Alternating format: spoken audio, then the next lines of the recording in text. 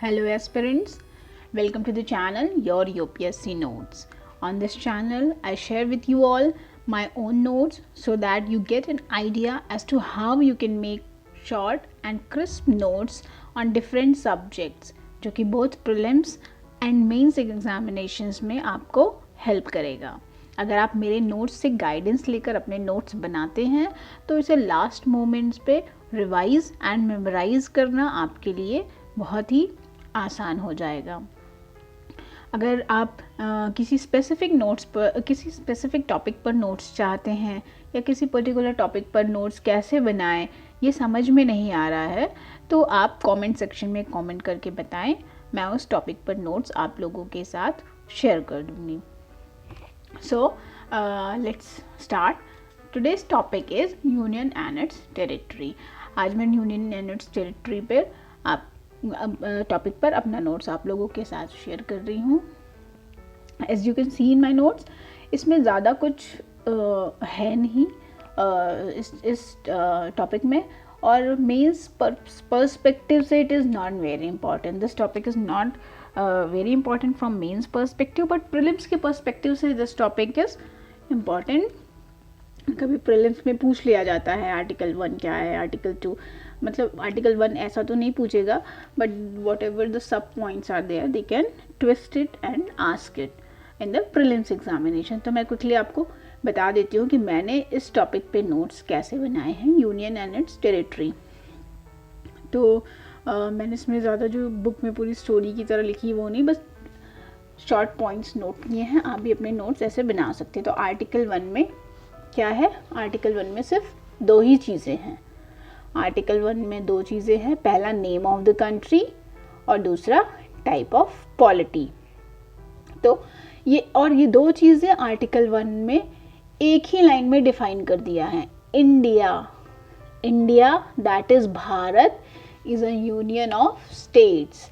तो अगर आप आर्टिकल 1 में अगर आपने अच्छे से बुक पढ़ ली है, इस टॉपिक को समझ लिया है, तो आपको ये दोनों भी लिखने का ज़रूरत नहीं है. आप सिर्फ आर्टिकल 1 में इतना नोट करिए, India that is Bharat is a union of states. और जब प्रीलिम्स में आएगा कि what type of polity is mentioned in the constitution or in which article of the constitution the type of the polity is mentioned, then you can clearly say कि article 1 में बताया गया है, आर्टिकल 1 में बताया गया है टाइप ऑफ पॉलिटी. बट हम क्या करते हैं, हम जनरली भूल जाते हैं. जब हमें प्रीलिम्स में इस तरह के क्वेश्चंस आते हैं ना तो हम कंफ्यूज हो जाते हैं, हम यूनियन ऑफ स्टेट्स और दूसरे चैप्टर्स में चले जाते हैं. बट दिस इज़ एक लाइन का नोट ही सफिशिएंट है. बट मैंने हम सभी के साथ होता है, पढ़ते समय सब याद रहता है, बाद में भूल जाते हैं रिविजन के समय. तो इसलिए मैंने इतना नोट कर लिया है कि ताकि भूलने की कोई चांस नहीं रहे रिविजन में. तो आर्टिकल 1 में दो चीज़ें हैं, name of the country and type of polity.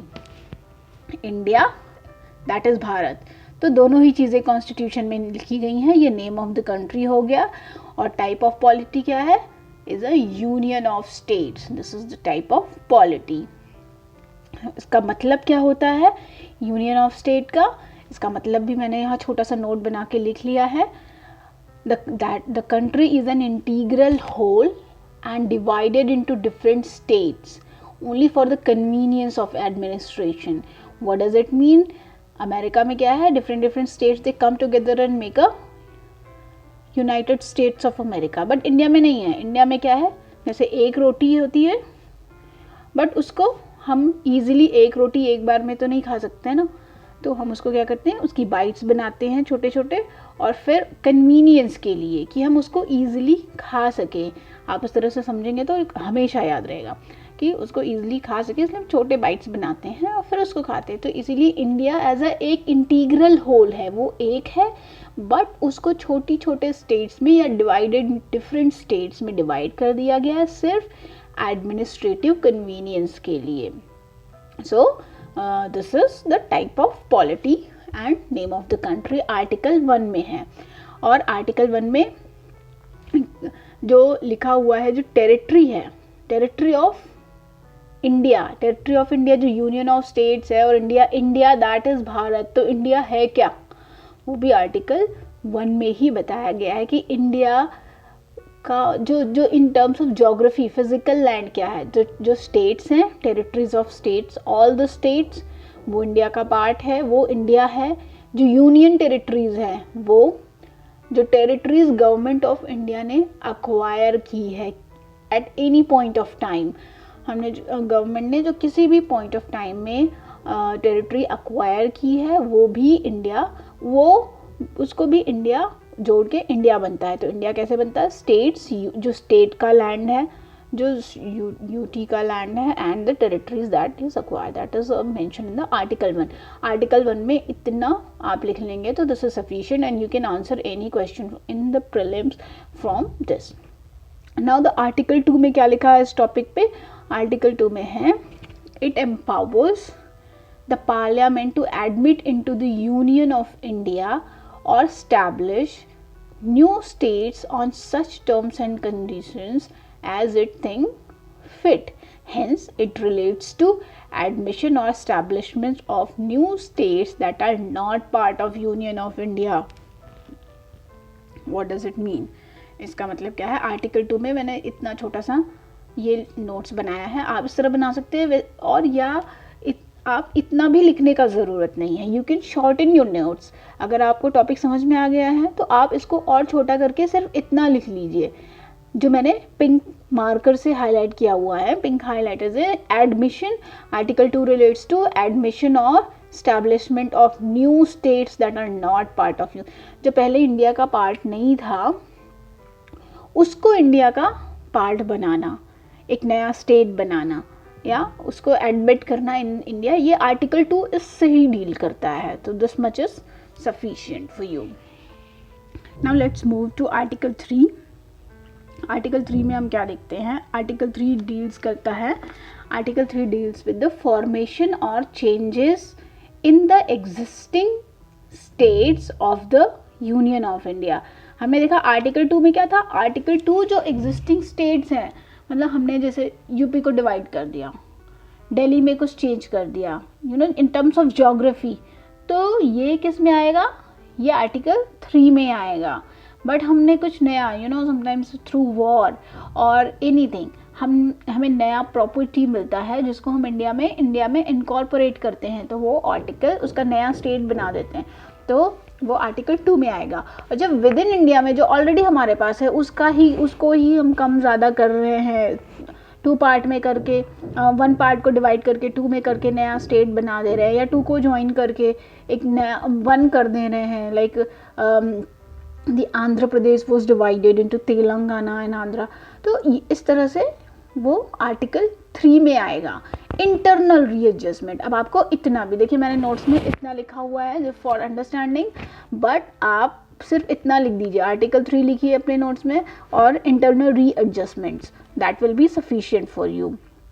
तो article 3 deals with formation of और changes in the existing states of union of India, internal readjustments, and article 2 deals with the external admission of external part. And then article 3 जो है, article 3 क्या करता है? वो parliament को क्या क्या ऑथराइज करता है, पावर्स देता है, वो भी मैंने यहीं पे छोटा सा नोट कर लिया है, नोट्स बना लिया है, ताकि फिर एक पूरा होलिस्टिक पिक्चर रहे। एक होलिस्टिक, जब आप नोट्स बनाते हैं तो आप फ्रैगमेंटेड में थोड़ा सा यहाँ थोड़ा सा वहाँ, यहाँ पे हमें लगता है ये इंपॉर्टेंट है, ये लिख लेते हैं, इसको छोड़ देते हैं, तो चीज़ें जब कुछ चीज़ आप छोड़ देंगे, नहीं लिखेंगे, तो समझ में नहीं आती है बाद में। पहले नोट्स बनाते समय समझ आती है, बाद में भूल जाते हैं, तो इसलिए मैंने इसका भी थोड़ा सा यहाँ लिख लिया है ताकि आइडिया रहे कि क्या है और पूरा होलिस्टिक टॉपिक कैसे कवर होता है और हम भूले नहीं। तो इसमें क्या है, आर्टिकल 3 जो होता है, जो इंटरनल रीएडजस्टमेंट्स की बात कर रहा है, वो क्या रीएडजस्टमेंट्स कराएगा, वो हमें आर्टिकल 3 ने क्लियरली मेंशन किया है बाय गिविंग ऑथराइजेशन और पावर टू द पार्लियामेंट। तो पार्लियामेंट क्या कर सकेगा? पहला, form new state.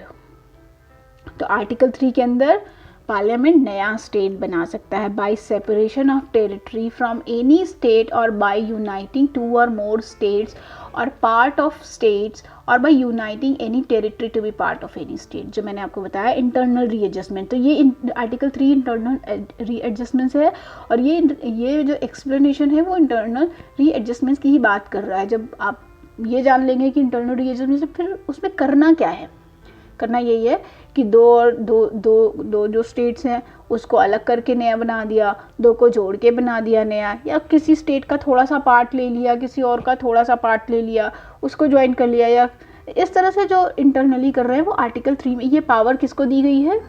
States can not do this, only the parliament. तो आर्टिकल 3 ने पार्लियामेंट को ऑथराइज किया है। और कैसे इंटरनल रीएडजस्टमेंट्स कर सकते हैं स्टेट में?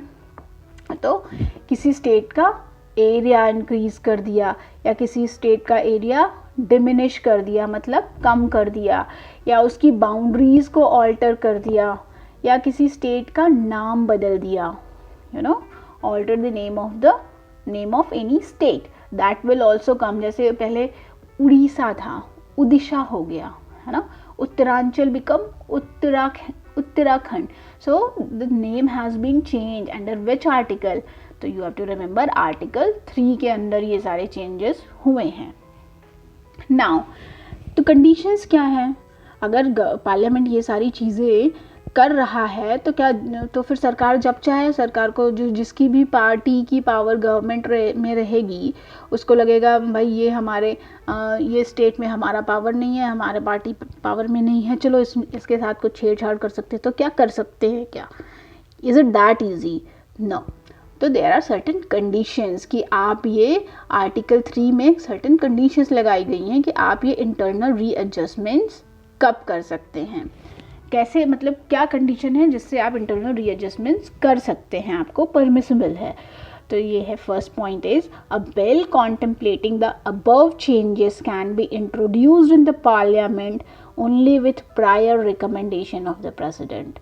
अगर किसी स्टेट में का जो ये सारी 3-4 चीज़ें 5 चीज़ें मैंने बताई है, alteration of name, alteration of boundary, increase और decrease of area of the state, या नया स्टेट बनाना या ख़त्म करना, ये सारी चीज़ें अगर सरकार चाहती है, गवर्नमेंट ऑफ इंडिया चाहती है, तो वो तभी कर सकती है जब प्रेसिडेंट का प्रायर रिकमेंडेशन होगा कि ठीक है आप इसको कर सकते हैं, तभी वो इस तरह के बिल को पार्लियामेंट में ला सकती है। And then this is the first condition that we have. Now the second condition, before recommending the bill to the president has to refer the same to the states concerned for their opinion within the specified period. What does that mean? ये भी आपने यहीं पे लिख लिया। तो ये इस तरह से ये टॉपिक पूरा होलिस्टिकली कवर हो गया है, क्योंकि प्रीलिम्स में ये सब पूछते हैं ये कि किसी स्टेट का एरिया को उसकी बाउंड्री या ऑल्टर करने के लिए स्टेट का रिकमेंडेशन चाहिए होता है कि नहीं, स्टेट का ओपिनियन पूछा जाता है कि नहीं, is it mandatory, is there recommendation और opinion is the government bounded by states opinion. So all these questions do come to prelims. So second condition यही है कि रिकमेंडेशन जो पहली कंडीशन है प्रेसिडेंट रिकमेंड करेगा तभी ये पार्लियामेंट में बिल लाया जा सकता है। सेकंड कंडीशन ये है कि जब प्रेसिडेंट रिकमेंड करने से पहले वो स्टेट को रेफ़र करेगा कि भाई ये मैटर आया है, ये मुद्दा है, आप बताइए आपका क्या ओपिनियन है, और आपको स्पेसिफाइड टाइमलाइन में बताना है। आप ये नहीं कि उस पर हम मैटर को लेके बैठ जाए और कुछ रिस्पॉन्ड नहीं दें, 1 महीने 2 महीने 10 महीने साल भर 5 साल, जब आपकी मर्जी हो रिस्पॉन्स करेंगे। No, the time limit is fixed कि आपको इतने दिन में रिस्पॉन्स करना है। But you must note that the opinion of the state is not binding on the president. तो प्रेसिडेंट इज़ नॉट बाइंड, वो जस्ट ओपिनियन पूछता है, लेकिन आपका जो भी ओपिनियन देंगे उसको मानना ना मानना is not, he is not binding, it's not binding. Now let's move to article 4 in the topic union and its territory. Article 4 क्या कहता है? Article 4 is about article 2 and article 3 changes under these will not be considered as amendment of the constitution under article 368. तो article 4 में extra कुछ भी नहीं दिया गया है, रिगार्डिंग द स्टेट्स और डिवीजन और नेमिंग एनीथिंग। आर्टिकल 4 बस ये कह रहा है कि आप आर्टिकल 2 और आर्टिकल 3 के अंडर जो भी करते हैं, जो भी चेंजेस करते हैं, वो कॉन्स्टिट्यूशनल अमेंडमेंट नहीं माना जाएगा। आर्टिकल के कॉन्स्टिट्यूशनल अमेंडमेंट का आर्टिकल कौन सा है? आर्टिकल 368। तो आर्टिकल 368 के अंडर में वो नहीं आएगा। आर्टिकल 360 अंडर में नहीं आएगा 368 के अंदर। तो उसके बेनिफिट्स क्या हैं? बेनिफिट्स ये हैं कि हमें आपको जो बहुत सारी कंडीशन है आर्टिकल 368 के अंदर कॉन्स्टिट्यूशनल अमेंडमेंट करने के लिए कि मेंबर्स, मेजॉरिटी ऑफ मेंबर्स होने चाहिए पार्लियामेंट के, 2/3 प्रेजेंट एंड वोटिंग होने चाहिए, एंड देन स्टेट अगर इम्पैक्ट हो रहा है स्टेट्स का रेटिफिकेशन चाहिए। तो आर्टिकल 4 में ये सारी कंडीशंस दी गई हैं। आर्टिकल 368 में ये सारी कंडीशन है कॉन्स्टिट्यूशनल अमेंडमेंट के लिए, जिसको फॉलो करना मैंडेटरी है। तो अगर हम इतना लंबा प्रोसेस कर देंगे तो फिर अगर गवर्नमेंट को कुछ चेंजेस करने हैं तो फिर ये changes it will not be easily done in the best interest of the country. तो इसके लिए हम उसको आर्टिकल 368 के अंदर अमेंडमेंट मानते ही नहीं हैं। आप आर्टिकल 2 आर्टिकल 3 में चेंजेस कर सकते हैं with the minimum conditions fulfilment. और ये थोड़े से मैंने कुछ एक्स्ट्रा पॉइंट्स ऐसे लिख लिए हैं to so that it is always it sticks to your mind, and आप चाहे तो आप इसको भी देख सकते हैं। मैं थोड़ा सा जस्ट एक्सप्लेन कर देती हूँ। ये एडेड पॉइंट्स हैं which does fall under the topic of union and its territory. So this will complete the entire topic. तो मैंने एक्स्ट्रा पॉइंट एक क्या नोट किया है कि diminishing state boundary under article 3 does not cover cessation of Indian territory to a foreign country. Hence, territory of India cannot be ceded only by amending. Hence, territory of India can be ceded only by amending the constitution under Article 368. This is very important to remember. कि आपने कहा कि हम article 3 में तो internal readjustment का दिया गया है। इंटरनल रीएडजस्टमेंट्स आप कर सकते हैं, किसी स्टेट का एरिया कम कर सकते हैं, ज़्यादा कर सकते हैं, नाम बदल सकते हैं। तो ये यही कह रहा है कि किसी स्टेट की बाउंड्री कम करने का मतलब आर्टिकल 3 में ये नहीं है कि उसकी बाउंड्री को कम करके आप कंट्री वो एरिया आप दूसरी कंट्री को, फॉरेन कंट्री को दे दें। फॉर एग्जांपल हमारे बॉर्डर पे कंट्रीज़ कौन सी हैं?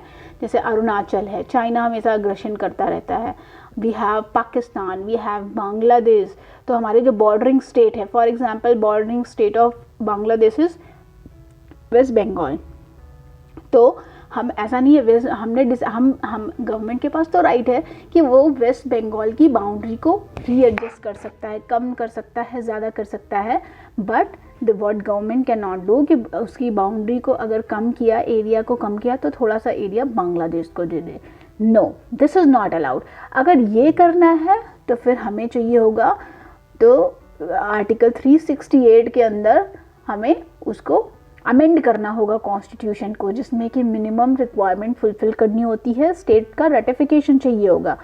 सो this is what this note is saying कि हम अगर if you want to cede some part of our country then we have to go through take the route of the constitutional amendment under article 368। देन यहाँ article 4 applicable नहीं होगा। Then the next point is however boundary dispute settlement between India and other countries does not require a constitutional amendment. It can be done by executive action as it does not involve secession. अब यहाँ साथ में ये भी कह रहा है कि जैसे हम किसी बाउंड्री में डिस्प्यूट है वो सेटल करना चाहते हैं, तो अगर हम इसका मतलब ये है कि अगर बाउंड्री में डिस्प्यूट है वो सेटल करना चाहते हैं तो उसके लिए हमें कॉन्स्टिट्यूशनल अमेंडमेंट की ज़रूरत नहीं है। उसको क्या करते हैं, जो एग्जीक्यूटिव, उसके लिए पार्लियामेंट की भी ज़रूरत नहीं है, वो एग्जीक्यूटिव एक्शन से हो सकता है। एग्जीक्यूटिव मतलब जो गवर्नमेंट है, जो गवर्नमेंट का एग्जीक्यूटिव पार्ट है, मिनिस्टर्स, कैबिनेट, प्राइम मिनिस्टर, वो दे कैन डिसाइड। हमने बांग्लादेश के साथ ये किया था 2015 LBA में, लैंड बाउंड्री एडजस्टमेंट्स में we did this, we settled some part of our boundary with Bangladesh through executive action.